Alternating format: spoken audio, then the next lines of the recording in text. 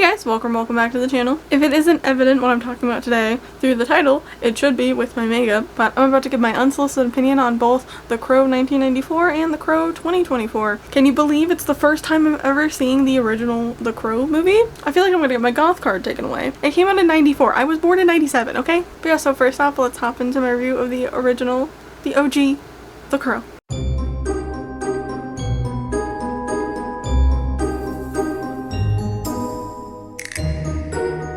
The movie starts out with a tragic crime scene with a smashed top floor apartment window. The cops are there investigating a murder as another woman is being taken to the hospital. We find out pretty quickly that the man that got murdered is named Eric, and the woman who is being sent off to the hospital would later die, and her name is Shelly. And these are our two lovebirds. We also meet Sarah, who is a kid probably around 12 to 13, who is being taken care of by Eric and Shelly. And she is obviously incredibly distraught about what's happening. We find out that they both died on Devil's Night, October 30th, one day before Halloween and one day before they were going to get married. It cuts to a year later, and Sarah is visiting their gravestones at the cemetery, and a crow lands on Eric's gravestone. It cuts to a group of men breaking into an arcade and smashing it up and then blowing it up, which then cuts to Eric slamming out of his coffin and is set on enacting revenge on the group of people we just seen because they are just normal criminals. They're the people who tortured and murdered our couple. Eric is given special abilities like instant healing and basically just immortality. We get quick flashbacks of what happened the night they died. Shelly is hurt in unimaginable ways that I could not repeat on YouTube, while Eric is beat, shot, and thrown out of their top floor apartment window and lands so many stories down on the ground. We also get a cute montage of them just being a couple. We don't know how long they were together for, but it seems pretty serious considering they were going to get married. The whole movie is essentially just him hunting down these men individually. The men are Tintin, Funbag, T-Bird, and Shank. And we do find out that Sarah's mom has a fling with Funbag. These names, I swear. Their deaths are brutal, but honestly so justified. Tintin dies with knives in all of his major organs. I think it's stated that he's stabbed in alphabetical order.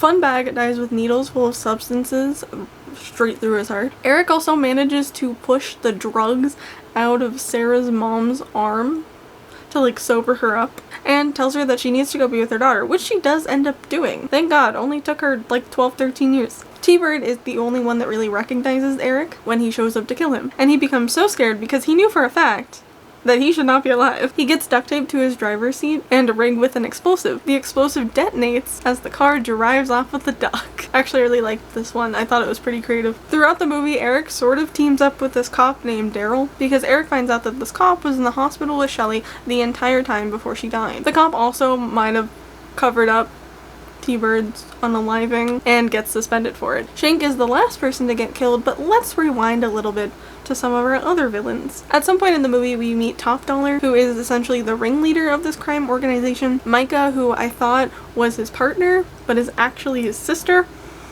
They have a really weird relationship going on, okay? And finally, Grange, who is essentially the right-hand man to Top Dollar. Top Dollar calls all of his mobsters to this warehouse place to plan an epic Devil's Night event, but they don't get very far when Eric strolls right on in. What happens next is a big battle between Eric and like probably 20 criminals, where Eric gets shot simultaneously with like 20 guns, and he just starts taking them out left, right, and center, except for Top Dollar, Micah, and Grange, who unfortunately escape. Shank ends up being the last person standing because he hid like a coward, and dramatically dies by getting thrown out of the window. Poetic justice, honestly. Eric goes back to his grave and finds Sarah. He gives her a necklace with Shelly's engagement ring on it so that she'll always have something to remember them by. She leaves and then promptly gets kidnapped by Grange, and they head to a church. Thanks to Eric's crow, he essentially has another pair of eyes. He's able to get to Sarah and save her. Daryl and Eric show up to take down Grange, and we see that Eric sort of stopped being somewhat invincible. This is never really explained, but I'm just gonna go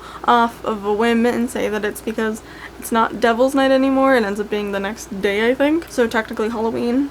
I don't know. Micah shoots Daryl, and I thought he was gonna die, but thankfully he did not. I really didn't want him to die. Micah, however, does get her eyes pecked out by Eric's crow because she tries to hold it hostage. She falls from the bell tower, and that's how she dies. Eric races to the roof of the tower, where Top Dog and Sarah are standing dangerously close to the edge. He lets go of Sarah, but thankfully she's able to hang onto the side of the roof as Eric fights in a pretty badass scene between him and Top Dollar. He gets rid of Top Dollar and falls off of the church building, landing onto a spiked fence below. Get wrecked. He helps Sarah, and now he can finally return to his grave. As soon as he returns to his grave, we see the ghost of Shelley walk through the graveyard, and they kiss one final time. The movie was fantastic. The soundtrack was amazing, with artists like The Cure, Rise Against the Machine, Stone Temple Pilots, and Nine Inch Nails, who did a cover of a Joy Division song called Dead Souls. I can see why this became a gothic cult classic. The movie ends with a dedication to Brandon Lee and his fiancée Eliza, but I can't talk about this movie without talking about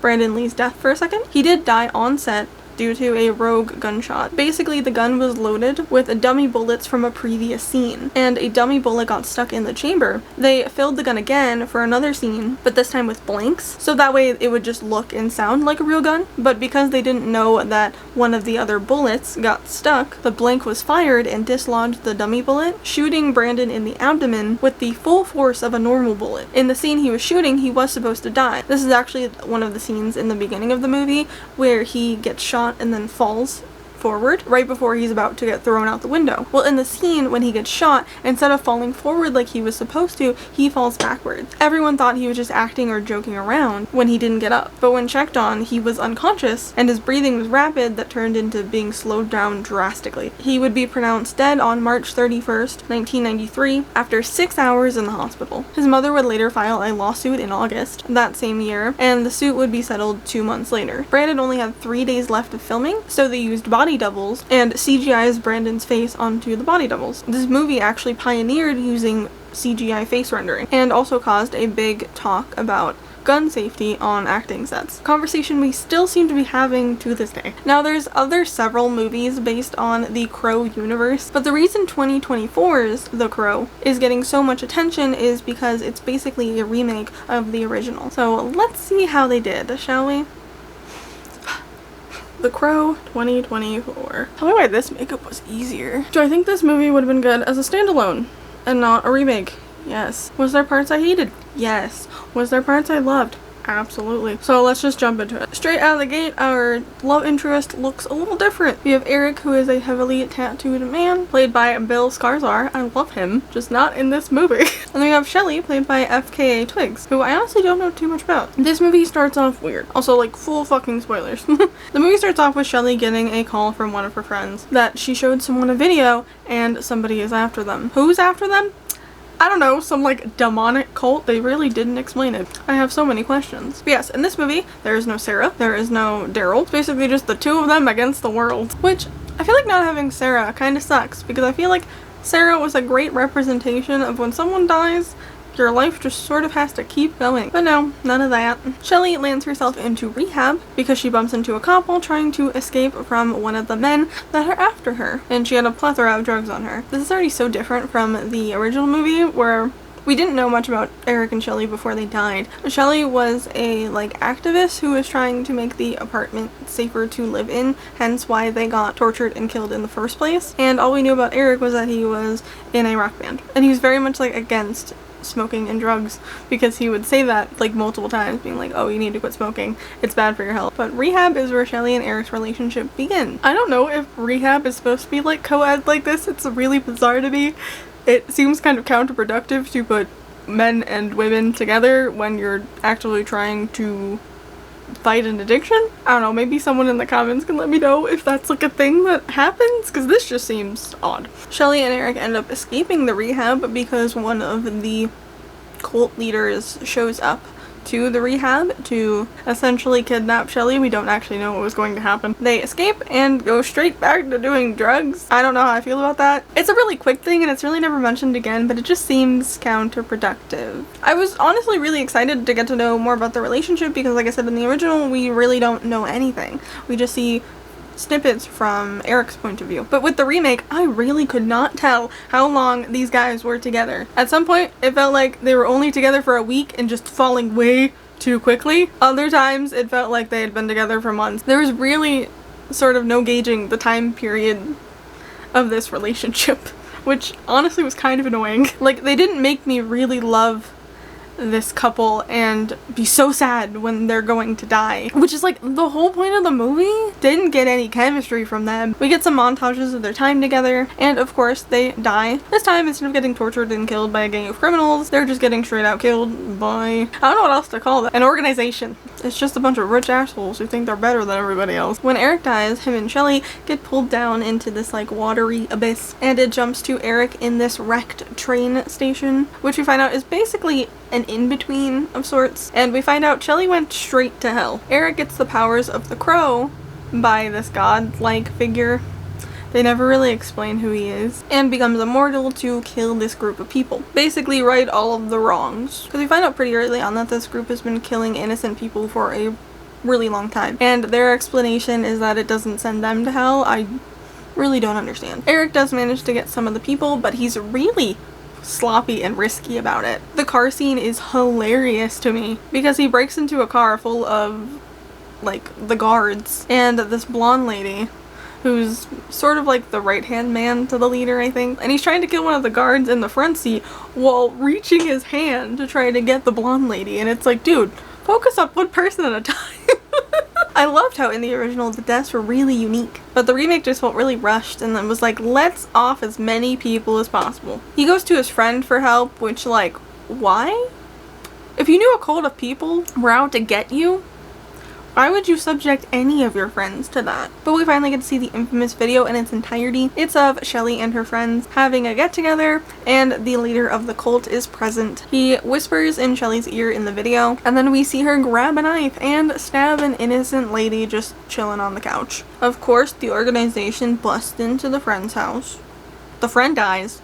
Duh. Eric gets shot one too many times and ends up going back to the in-between. The person that controls the place is basically like, you're done. It's over. You keep dying, you're not getting the job done. Have fun in hell. The man also questions Eric about him believing if Shelly is a good person, because Eric does question if Shelly is a good person after he saw the video. But like, you saw the video, it was obvious she was being controlled. In one final plea to get rid of this organization, Eric decides to make a deal with the man that he'll give his soul in exchange for Shelly's and get rid of the rest of the cult. The man agrees, so he gets sent back up to the land of the living. We get a great sequence of him putting on the iconic makeup, which is a little nice nod to the OG. Okay, so this is probably my favorite scene. The opera scene. This is essentially supposed to be the warehouse scene from the original, and honestly, they are both fantastic. I was really worried they were going to do the giant fight scene really poorly, but man did they deliver. He has to off a bunch of guards to even think about getting to the blonde lady and the leader who are at this opera. And my god, is it such an epic scene. The creative ways he takes out the guards was so cool. If you watch this movie, at least watch this scene. It's just one of those scenes where it's so much more fun to watch it yourself than have me try to explain it. After all that, gymnastics. He decapitates one of the men and goes into the blonde lady's booth. We find out that she just got way in over her head with this organization, and that once she was in, there was no way of getting out. I don't really feel bad for her, and neither does Eric, as she decapitates her as well. He then walks on stage at the end of the opera performance and showcases the two heads he's holding into his hand and throws them into the crowd as the crowd of people are running out of the theater. Oh my god. How'd you know it's not part of the play? It's just the Halloween edition, no big deal. He ends up tracking down the leader, and this whole scene is just kind of dumb. We really got an amazing scene, and then it's this. They sort of just talk back and forth. He tells us things that we already sort of knew. Villain monologuing, woo. The leader does end up getting close enough to Eric to whisper demonic stuff in his ear. It honestly just feels like a bad episode of American Horror Story. They fight and both go through the mirror, which transitions them into the in-between place. I thought this transition was pretty cool, not gonna lie. Eric defeats him and the leader gets taken down to hell by skeleton sea serpents. Random god guy kept his promise, and Shelly gets to return to the land of the living. She gets to say goodbye to Eric one last time and wakes up on the floor where she previously died. She's surrounded by paramedics, and one of them is the guy from the in-between. I love when that comes full circle. And yeah, that's pretty much it. I would be pissed if my boyfriend sacrificed himself so that I could live. Either we die together or we get resurrected together. There is no one or the other. Like, what makes you think she wanted to be resurrected without you? This makes me really appreciate the original because it just ends with them reunited in the graveyard, and that's it. Like, you got to get your revenge, and now you get to spend eternity together as ghosts. Like, I love that. But this one is like, oh no, have fun going back. See you in like 60 years. Ugh. I really don't know what to think. The original was fantastic. I loved it. I understand now why people are so passionate about this movie and did not want this remake to happen. I get it. The remake was just so slow in the beginning. Like, they really were trying to build up this relationship that I really just could not care less about. I feel like it was good at some parts, but the majority of the film was just kind of boring. And I feel like it dragged on way too long. Like, once we got to the end portion, it was great. I actually really liked it. But the beginning and middle, kind of lackluster. Like, they really gave me no reason to believe these two were so madly in love with each other that one of them should go back and get revenge. I will say the soundtrack was really good. We had Joy Division in it, and there was also this really cool song by The Veils. But yeah, as always, let me know your thoughts down below. Did you watch the remake? Are you not even going to touch it? Or were you like me and have never seen The Crow and decided now is the time? Or maybe you were cool enough to see the original in theaters. If so, I'm so jealous. But yeah, if you guys like this video, be sure to give it a thumbs up and hit the subscribe button. I post new videos out every week, so don't forget to hit that notification bell so you never miss another upload from me, and I will see you guys in my next one. Bye!